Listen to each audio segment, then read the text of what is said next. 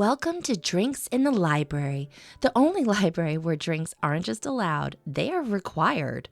I'm your librarian host, Gigi Howard, and each episode I'll be interviewing a guest about a much-loved book that we will be pairing with a drink for you to enjoy along with us or consider for your next book club meetup.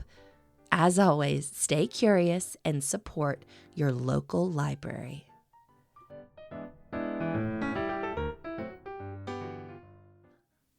Hello, Libration Nation. This week we are Conservation Nation. We're talking about Nature's Best Hope by Douglas Tallamy, which argues everyday homeowners can play a critical role in reversing biodiversity loss by transforming their yards into thriving ecosystems.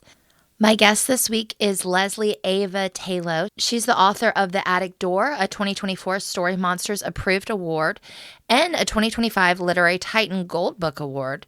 Her book, Save the Trees, was a 2024 Moonbeam Bronze Medalist for Environmental Issues and longlisted for the 2025 Green Earth Book Award. When Leslie isn't writing, she loves to fish on the Rappahannock River, read, do crafts, and take long walks with her dog Frankie.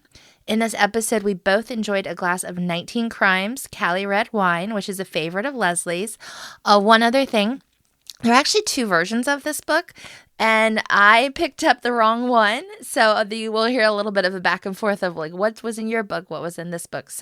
But we had a great time talking. I think it's a really important message to get out there.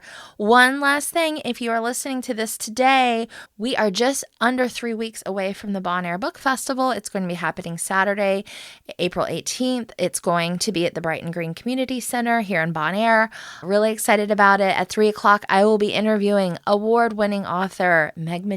I'm so excited, and I just hope you can make it, and I'd love to see you there. All right, let's get to it.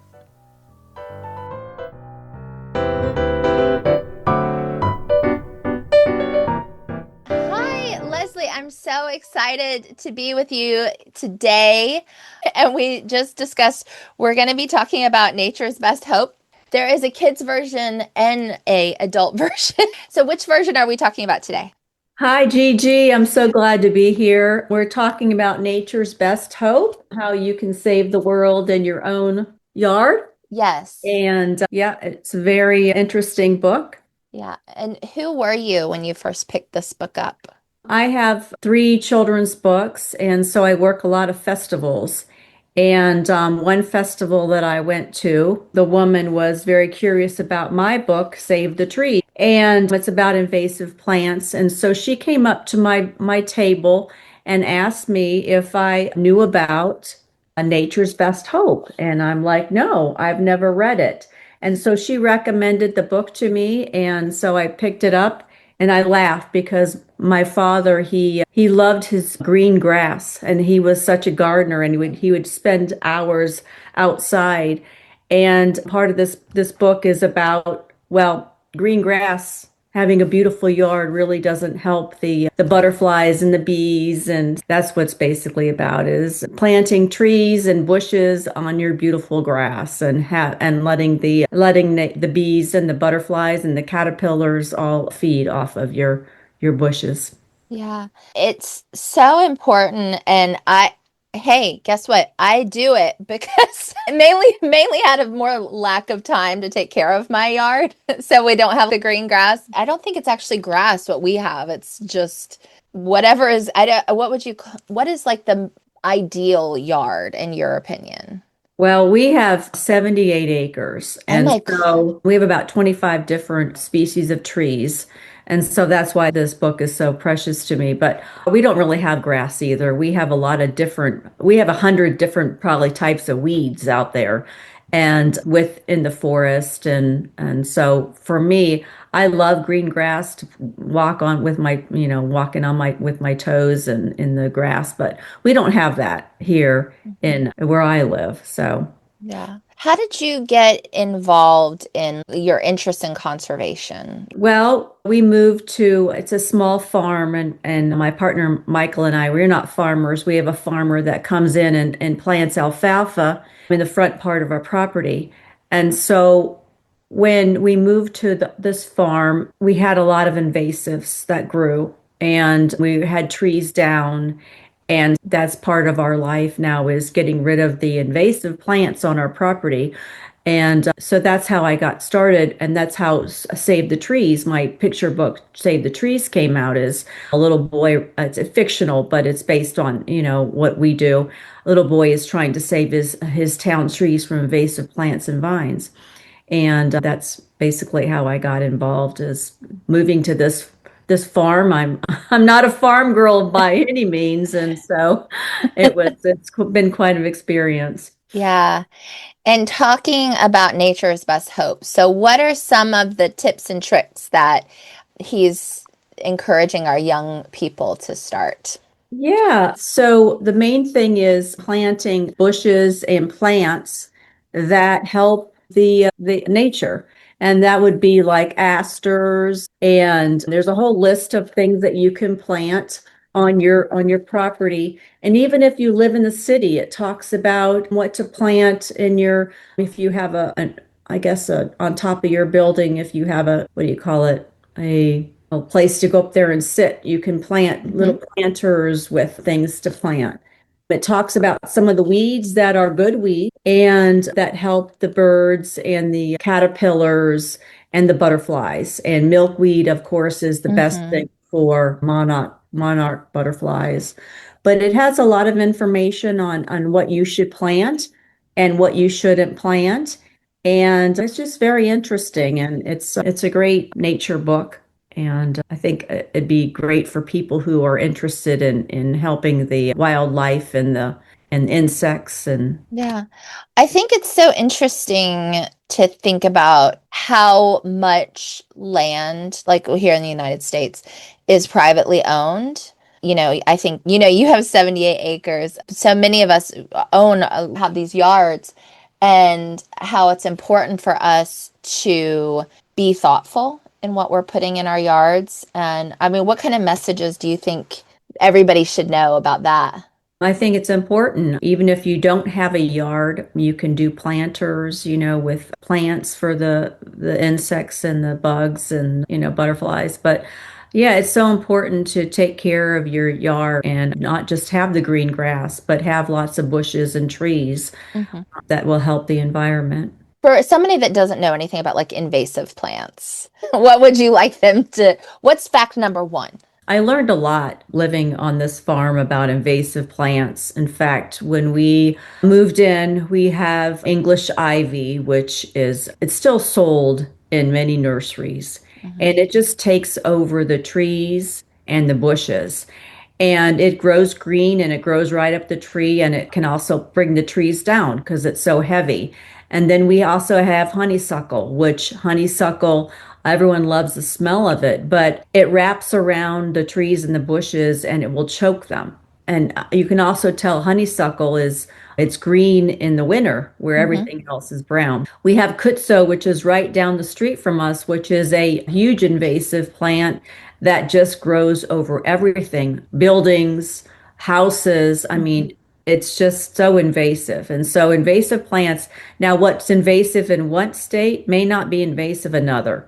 So you have to really look into what's invasive in your own state and try to get rid of what's invasive on your property because it is very damaging to the trees and plants and the wildlife. Because what happens is if you have wildlife in your area that is likes to eat or nest in native plants and invasives come in, they'll leave. They'll find Mm. another place to go and nest and feed.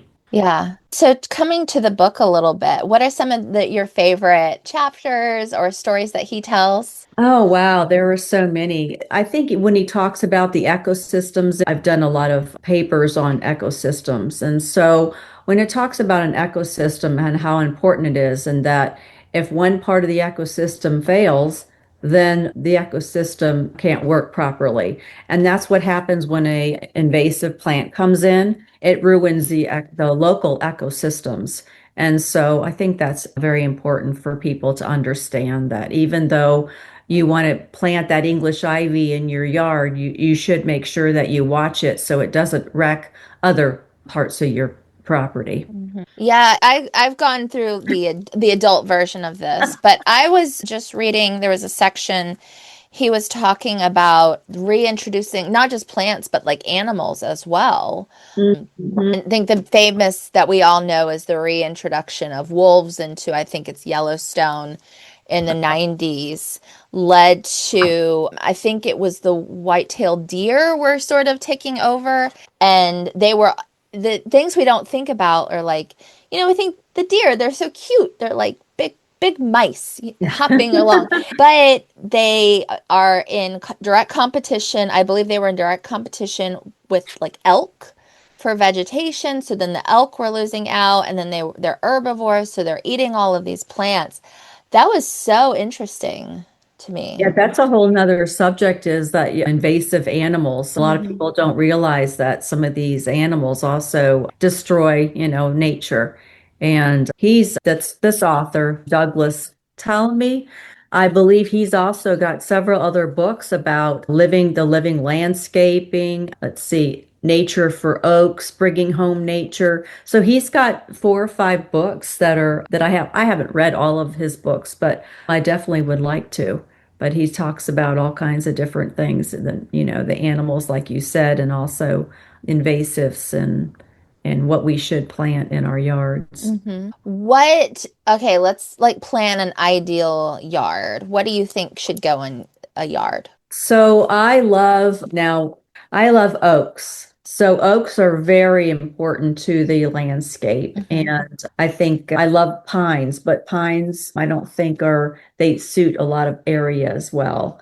I think that you should plant things that bees and butterflies love. Milkweed is very important for butterflies. And let me see what else, what's in here. Bees. Bees need perennial sunflowers. They need goldenrod, willows, asters, and blueberries. And so each different species of bees or butterflies or insects need certain types of plants. So I think that if you are interested in building your own native yard, native garden, then you should check out to see what type of the insects really what they would like to eat. And those are particular to here in Virginia, right? Mm-hmm. Yeah. What kind Yeah. of like if do you do a lot? You said you go to a lot of festivals. I know that's for your books, but do you do a lot of like classes and talking to master gardeners and things like that? I do classes. I do a lot of classes on crafts, and I do classes on how to write a picture book. I have a marketing class, so I do classes for a writing type thing. Mm. As far as actually going and teaching on what we're talking about, Hmm. I'd have to be a little more knowledgeable. I do what I can for my own, area, but I'm not knowledgeable in other states. And if other students from other places wanted to come, I'd have to research all that. Okay. What do you know about, you said you haven't read all of his books, but what else do we know about Douglas Tallamy? Who is this man? He is a professor in the Department of Entomology, Mhm. Wildlife Ecology at the University of Delaware. And he's a founder of Homegrown National Park, which is a website also that I joined. And it gives you information on homegrown if you wanted to plant and what you should plant. And it's an organization. So I think there's where you can go and help, in your area. Yeah. It'd probably be Delaware, but I think there's also other places. There's also other websites that you can go to, other organizations that in your area. You just have to get online and search them. Do you think that we can turn the tide on people having more like wildlife in their yard? Because I feel like that is what he's really trying to get at, is for us to be more comfortable with nature again. Yeah, I think we can. I think that we can live with nature. There is a quote in the book, and I can't remember it, but it talks about people living with nature and animals. Hmm. And I believe we once did. And in Virginia, there's a lot of open space compared to other states that don't have a lot of land like we do. We Hmm. have a lot of farms, and there's also a lot of farms where kids can go. And I know there's one in Fredericksburg. There is a farm down there where they can go and pet the animals and get with nature. So I think that's really important for kids to really enjoy and learn about other animals and plants. And talking about your book and talking about kids, what kind of reactions do you see from them when you're having these conversations? Yeah, so I taught a class, I did a craft class with I Saved the Trees, and they made a little pine cone tree. And it was interesting because I read the book, and the little girl, she was one of them was, I think it was around second grade. And she's, yeah, we learned about invasive plants in second grade. Hmm. And so it was really interesting to hear her talk about what she learned. And Hmm. it warmed my heart because I wasn't sure whether or not it was in the right age group. But yeah, Yeah. Well, I think it's so important for these generations that are coming up that, we're there, we see the effects of climate change. And I think a lot of these kids are concerned about how can we help our world. yeah, yeah, definitely. Yeah. So, and thinking about that a little bit, I'm thinking about like the book and the story. What are some other parts of this book that you really love that you were hoping to highlight? I think what I liked was what I'm more concerned about is how to get rid of invasives. Okay. And it talks about what's great about the book, there's also a lot of questions in the back that the author asks you and then you can answer them. But invasives, for me, what I saw on our property, what invasives did, it was very destructive. And if you go down, I live in the town of Tappahannock, and if you go down 360, the road 360, you can see what invasives are doing to the landscape. And I mentioned Kutso before, where it has totally covered over the native plants and just is like a cover. It's a green cover and it looks like little scary creatures. And at one festival, some lady said to me, "Oh, but they're so interesting to look at." Well, they may be interesting to look at, but they are destroying the whole landscape. And so I don't believe, anybody is doing anything about the Kutz. And it's called the invasive plant is called the vine that destroyed the South, right? Hmm. And so it's just taken over. And so I'm concerned about the invasive plants. And in the book, it talks about invasives. And it talks on one of the pages, it says a ruined ecosystem. Kudso has spread over more than 7 million acres of the southeastern United States. It's native to Asia and has pretty purple flowers, and it's just ruined the landscape. And that's what's so scary. It smothers young oak trees that provide food for 454 kinds of caterpillars in the southern states. It wipes out black cherry, which feeds another 324 caterpillar species. It drives out goldenrod. It just goes on and just on about the destructiveness of this plant. And so it's kind of sad when you look at it. Hmm. And that's part of what's in the book. So it's interesting. Okay. All right. So let's say I have a whole bunch of kudzu. I've just bought this land. Where do I start? How you get rid of invasive plants is there are several ways. I mean, you can pick, and in my Save the Trees book, little Ronnie, he picks, pulls, and plucks the invasives from the ground. I think if it's really destructive, you need machinery to get the invasive out and dig it out of the ground because the Mhm. roots are so strong. Other ways are chemical, and then of course you think, well, chemical's going to destroy other parts, but what is worse is having Mhm. this plant destroy the landscape or get the chemical and then destroy it, and then maybe you can replant after that is gone. I Mhm. don't know. I mean, there's a lot of different opinions about chemicals, but we can't have this plant that is destroying the landscape either. Mhm. Oh, for sure, for sure. So tell us a little bit about your book, Save the Trees. Guide us through this story. It all ties together. Save the Trees it's actually won a Moonbeam Award. It's award winner. and it was longlisted for the Green Earth Book Award. It was published out of Richmond by Brandy Lane Publishers, and the illustrations were done by Lin Tang Pandu Prantini. And it's about Ronnie he loves his trees in his town.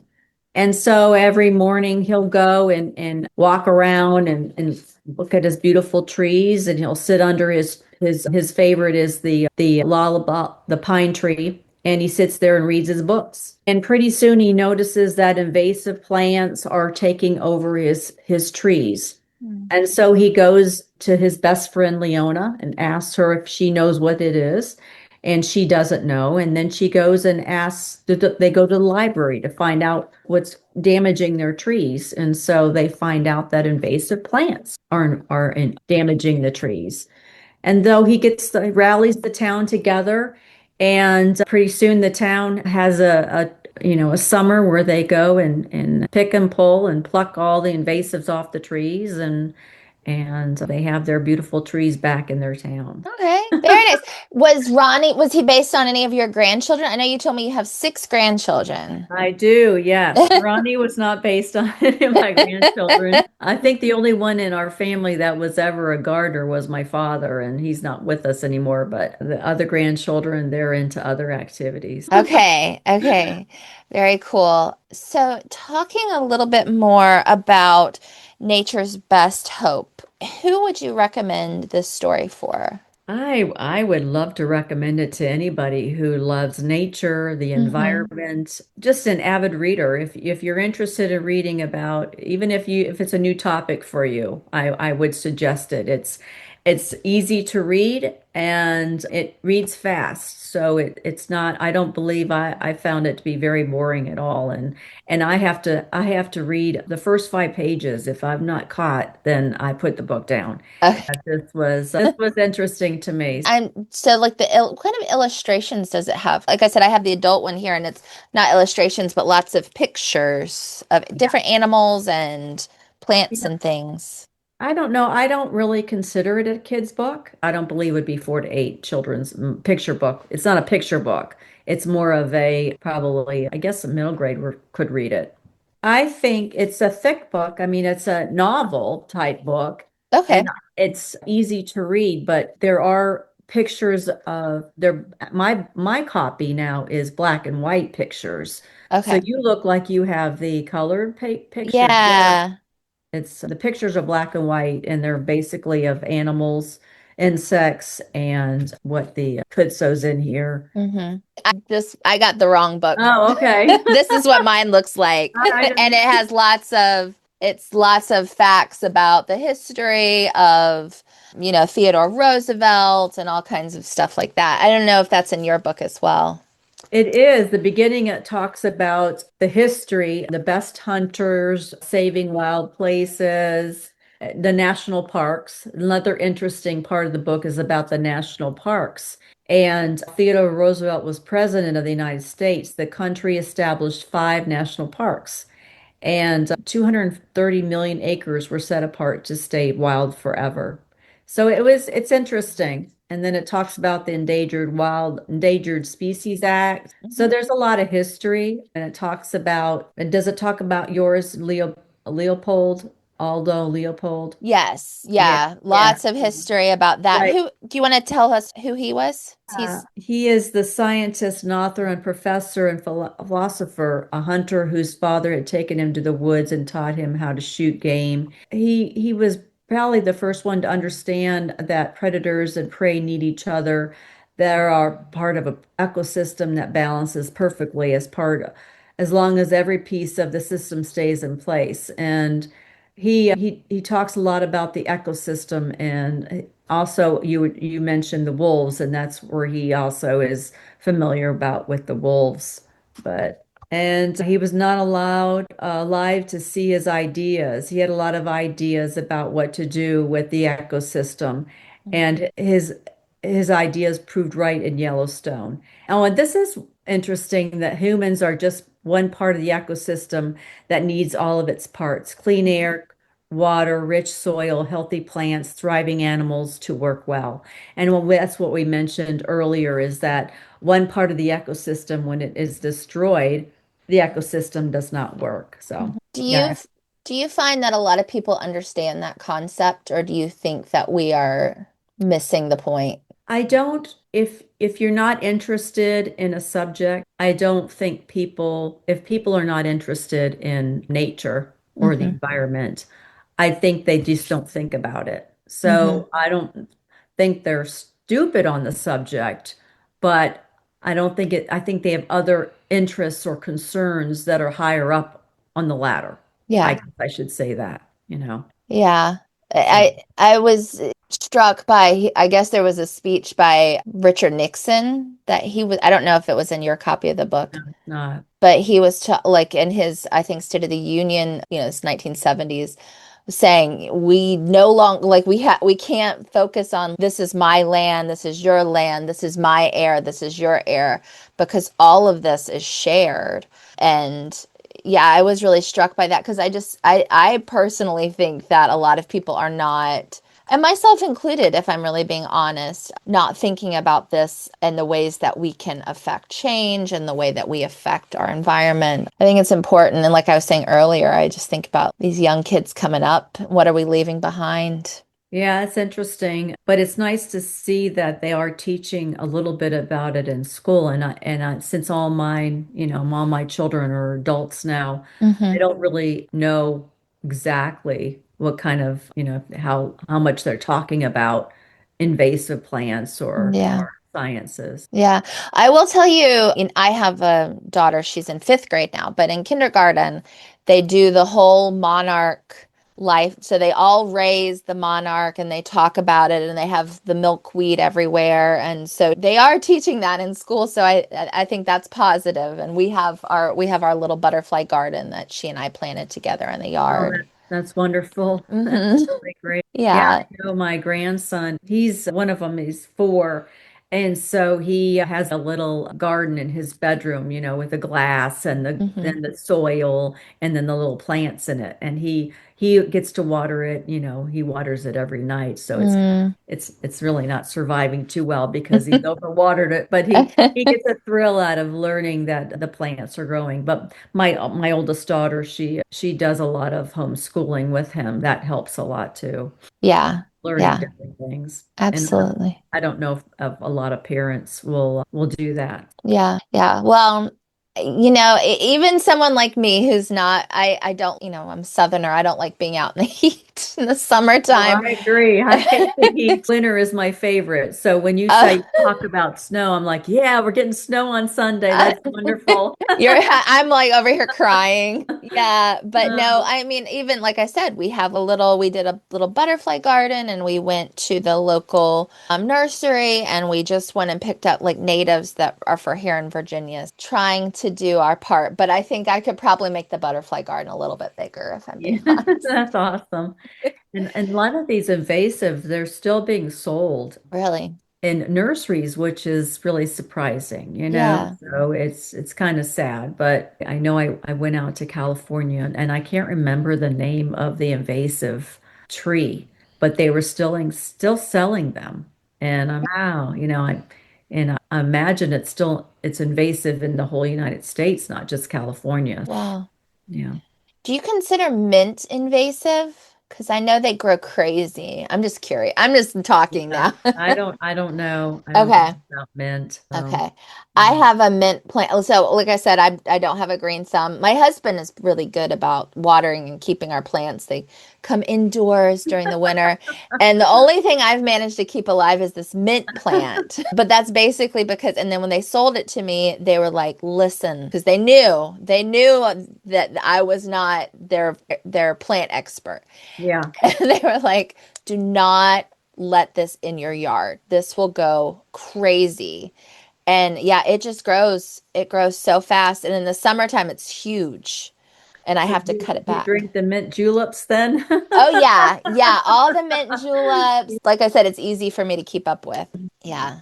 But I'm surprised by that as well. Have you read The Hidden Life of Trees by any chance? No, I have not. No. Okay, I recommend that because you were talking about like the oaks and the pines, and I mean, I don't know how real this is, but he says the trees, the root systems talk to each other and they Hmm. protect each other. And so, and then the different kinds of trees, like an oak, which is huge, it does well with like other smaller trees that need its protections, but like the roots don't kind of go as deep. Anyway, it's very interesting. I highly recommend it. Yeah, I definitely will read it. It has to be an oak. It's got to be about 300 years old, Wow. right coming into our town.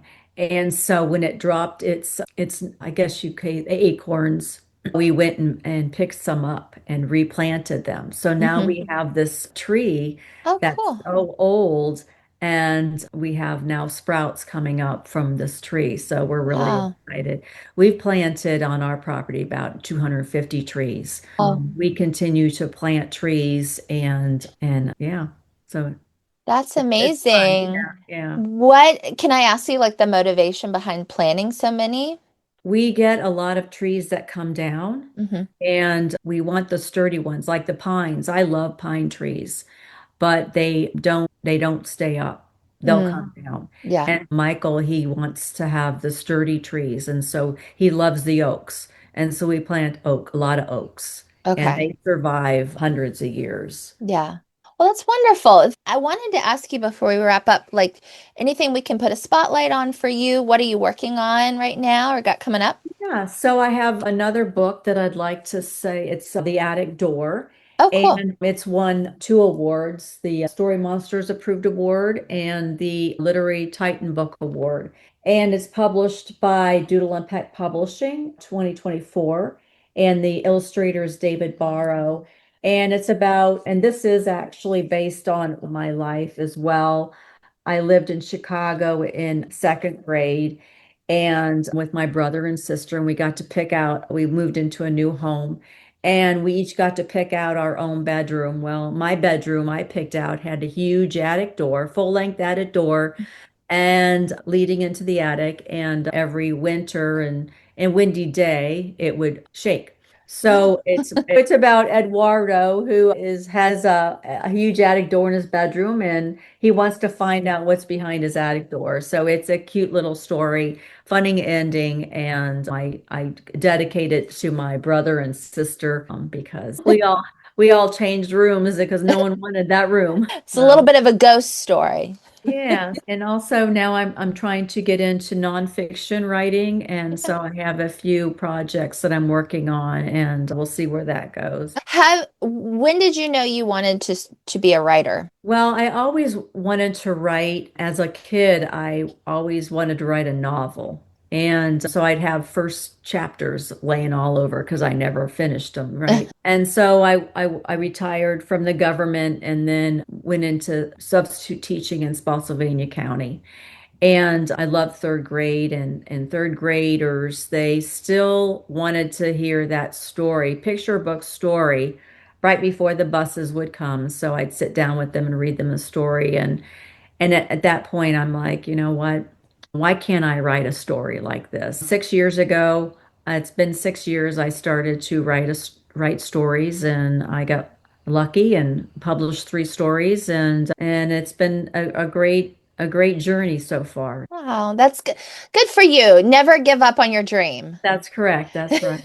Well, Leslie, thank you so much for joining me and talking to me today about this book and your love of conservation. And we are anti-invasives. Well, thank you so much for having me. It was a pleasure meeting you. And I meant when I first met when you said your name was Gigi, I giggled because that my grandkids call me Gigi. So I'm like, oh, I know another Gigi. I know. That's yeah, it's great. My aunt also is a Gigi grandma, and so I'm always like, okay. So anyway, it's wonderful. So Well, it's very great cool. meeting you. Thank Yeah, you so nice to much. meet you and cheers. Yes. Cheers. Thank you for spending some time with me and my guests for an episode of Drinks in the Library. For more information about the show, you can find us on Instagram at Drinks in the Library, on the World Wide Web, drinksinthelibrary.com, or shoot me an email at drinkspod@gmail.com. Until next time, cheers.